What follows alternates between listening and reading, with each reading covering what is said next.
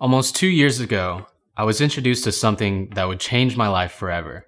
Something that would show me that I didn't have to fall into the consumerism trap and that I could actually create a life of my own.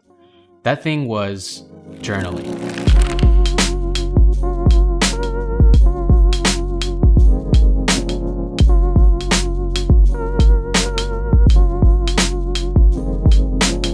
In the words of the Very Well Mind blog, journaling involves the practice of keeping a diary or journal that explores thoughts and feelings surrounding the events of your life. It's simply writing your thoughts and feelings down to understand them more clearly. In other words, journaling is a place of reflection, a place where you can see what's happening in your life and how those things are making you feel. Feeling stressed about your future or lacking structure in your life? Then journaling might be for you. Since the possibilities with journaling are endless, I want to stick with sharing my personal experience, how it has changed my life, and why I strongly suggest you pick up a journal for yourself. 2 years ago, this is how I would start my day.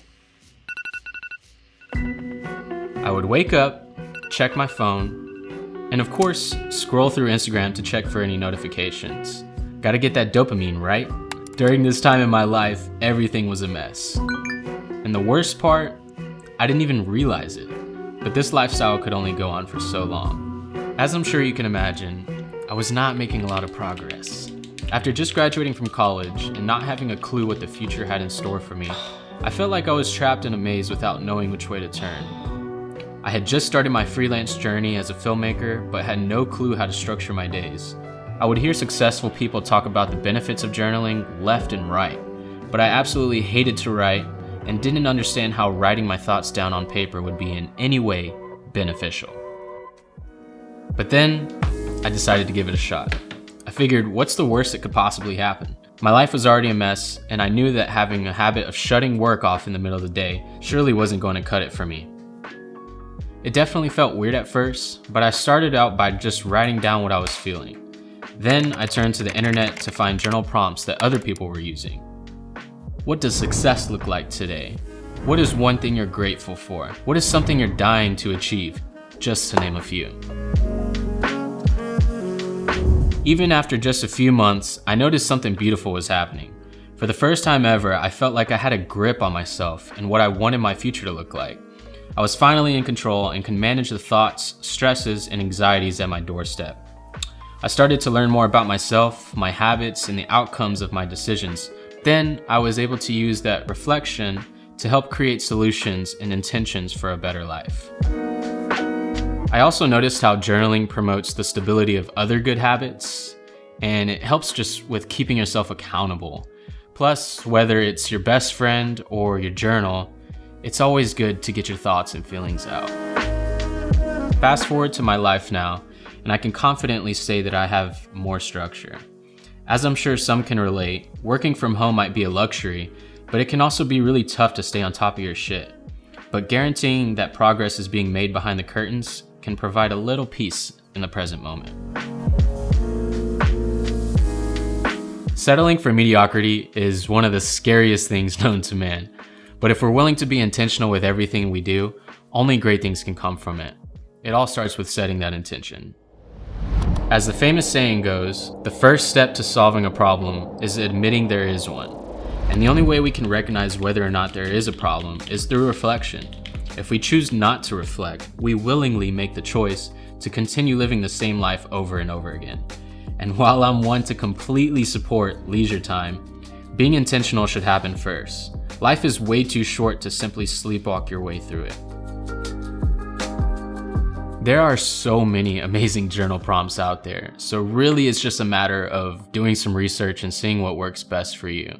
But to give you a kickstart, here are some of my favorites that I use today. What's the one thing you're extremely grateful for? What's one thing holding you back? What is your one thing for tomorrow? Clearly I have a thing for the book, The One Thing. Oh my god, that was so cool. If you haven't read the book, The One Thing, you should do it. And for fun's sake, I'd like to share a few prompts that my girlfriend recently suggested. Here they are. What is one thing in your life that makes you happy right now? What is one thing your soul needs today? And the last one, 3 beautiful moments that stood out to me today was ... Of course, you fill in the blank. The reason I love these so much is because they force you to take a second to acknowledge your feelings, as opposed to pure goal-seeking prompts. Whether or not you go down this lane is totally up to you. Not every journal prompt is for everyone, so it's important to remember that there's nothing wrong with using trial and error to fine-tune them towards whatever you want to attract more of. And most of all, I strongly suggest to have fun with it. Don't break your back trying to start a new habit that completely exhausts you. Start small and do what feels right for you. Give it time and persistence, and I promise you, you will find more peace, clarity, and success in your life. And if you ever fall off of it, remember that any day is a good day to get back into a habit. I wouldn't make a whole video about journaling if I didn't believe in its power. It truly has made such a significant impact in my life, and I strongly believe that it can for you too. So the next time you're lollygagging around Target, just make sure you stop by the office supply section and pick yourself up a journal. For those who don't feel like starting on a blank slate, I recently discovered the Daily Stoic Journal by Ryan Holiday, which has some amazing prompts already written inside for you. I'll make sure to leave that in the description. Lastly, I want to say that if you're having resistance towards journaling, just know that it's completely normal. I had plenty of resistance myself, as I'm sure a lot of other people did too. But there's something to say about resistance that Steven Pressfield put best. The more fear we feel about a specific enterprise, the more certain we can be that that enterprise is important to us and to the growth of our soul. That's why we feel so much resistance. If it meant nothing to us, there'd be no resistance.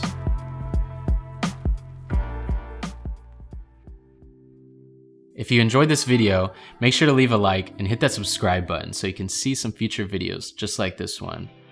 I truly hope this video gave you some insight on the benefits of journaling and why you should at least consider picking one up for yourself, for the better you and for the better life that you want to create. Thanks so much for watching, and I'll see y'all in the next one. Peace.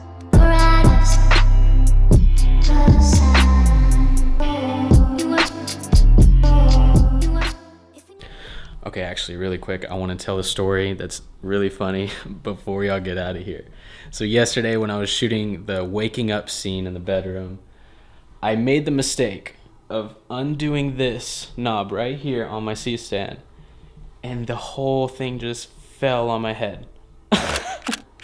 And at first I thought it was just a little bruise until I looked at my hands, and I was absolutely bleeding. Caroline thought I was going to have to go get stitches, but thankfully I didn't have to, and we're good. Just wanted to share that with y'all. We did some work for this video, okay? Thank y'all for watching, and I hope y'all enjoyed it. See y'all the next one. Bye.